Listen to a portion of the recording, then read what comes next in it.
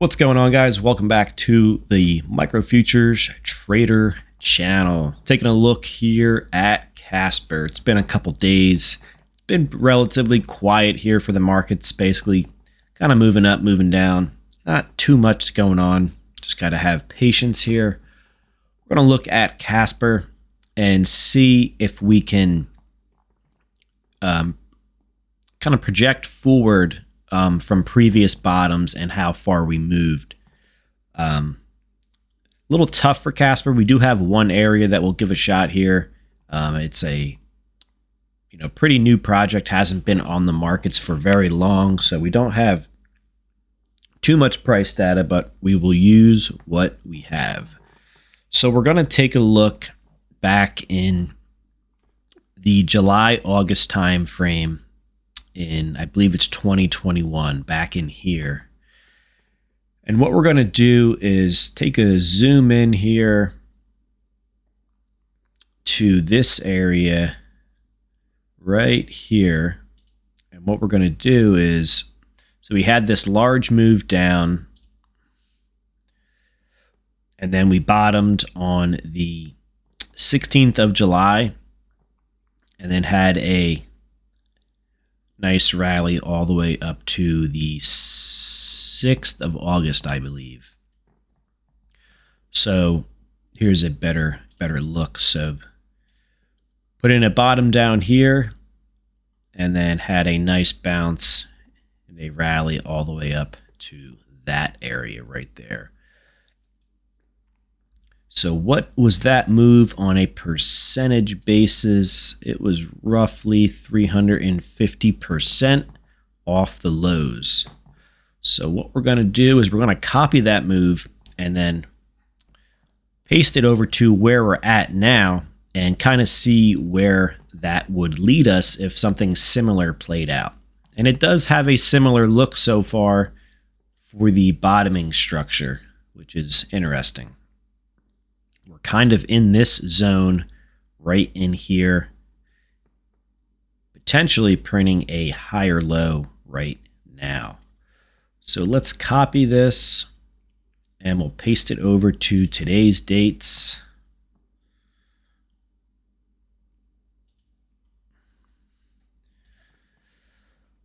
So hopefully everybody is having a good week.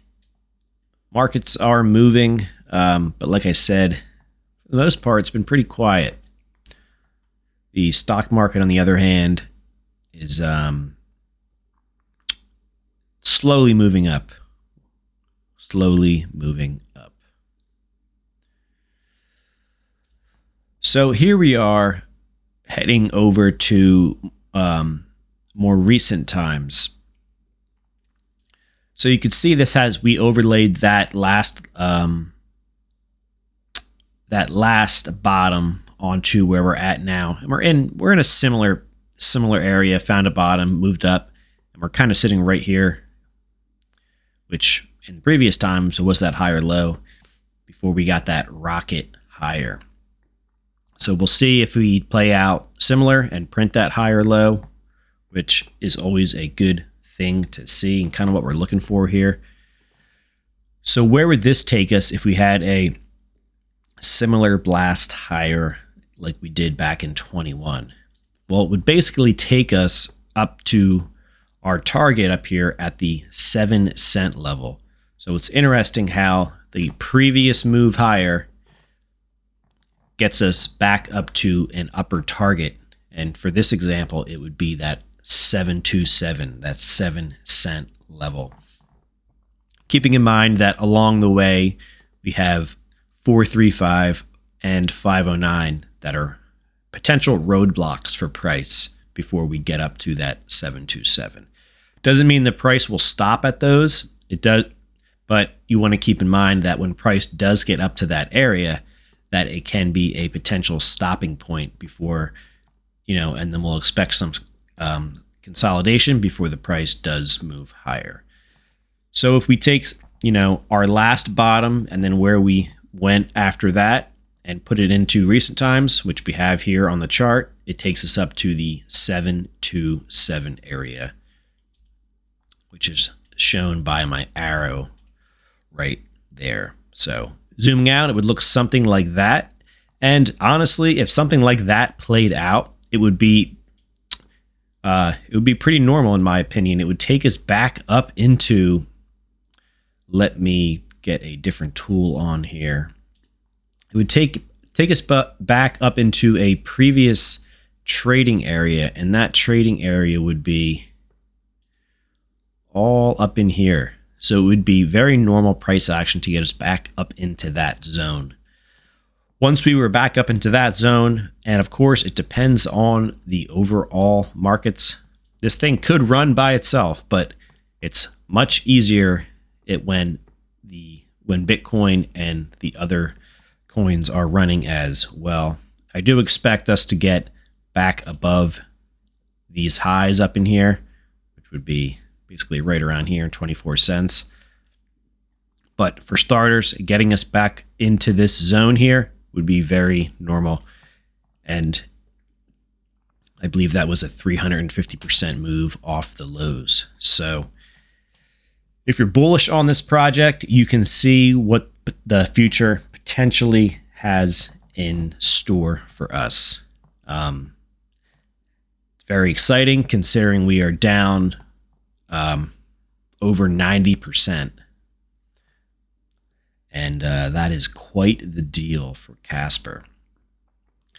So you can go ahead and put this on your charts. You go over here to the, what tab is this? Prediction and measurement tools. Click that, and then you go down to, I believe it's the forecast. I believe it's the forecast tab. Go ahead and click that. Find your low, find your high, click it. It'll copy that for you, and then you can go ahead and paste that on the chart wherever you'd like, but I obviously pasted it there.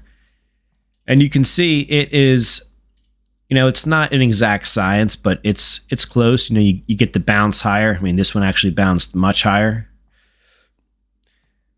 Pulls back, which is, we're in this stage right now. We're pulling back, and we're looking for that higher low to come in.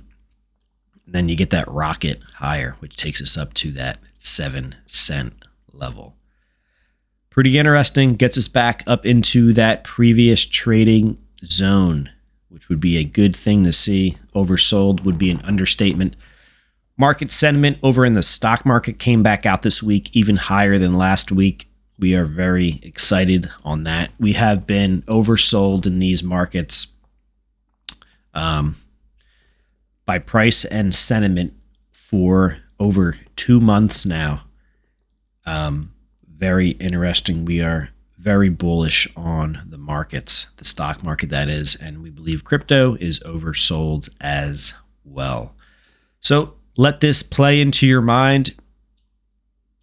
If you are looking to get into a position in Casper, we're trading at almost 3 cents right now, and we have upper targets of 435, 509, and then using Casper's history takes us up to right up basically to our upper target of the 727 on the previous low to high move. So take that for what it's worth. It's not financial advice. It doesn't mean it's going to play out just like that. But like I said, we don't have too much price data on Casper going back. So we have to use what we have. And what we have is a 350% move from low to high. And also what we have using the previous price data, which is very interesting, is it takes us right up to one of our targets from the lows, and that is 727. So let that sink in for a bit. And like I said, go ahead to that tool over here on the left-hand side. I believe it's the forecast tool. Find your high, find your low, and paste that over here. And potentially what could be playing out here for Casper. So that's going to wrap it up, guys. Let me know your thoughts down in the video comments. It is a waiting game of patience right now. And let's see. Like I said, not too much going on this week. Prices are quiet, but when there's a big move coming, so let's see what happens here, whether it's higher or lower. Prices consolidate for only so long, and then we get big moves. And most of you watching this video would like to see a move like this take place. And if we go back, you can see that move took place over basically 3 days, 2 to 3 days right there. So I am very bullish on Casper. Of course, I could be wrong, not financial advice. Just wanted to share what Casper has done in the past. If you have not been checking out the oil, crude oil has been getting crushed once again. We were looking for that a while ago. It got stopped out, and it looks like it's back in a bearish territory right now.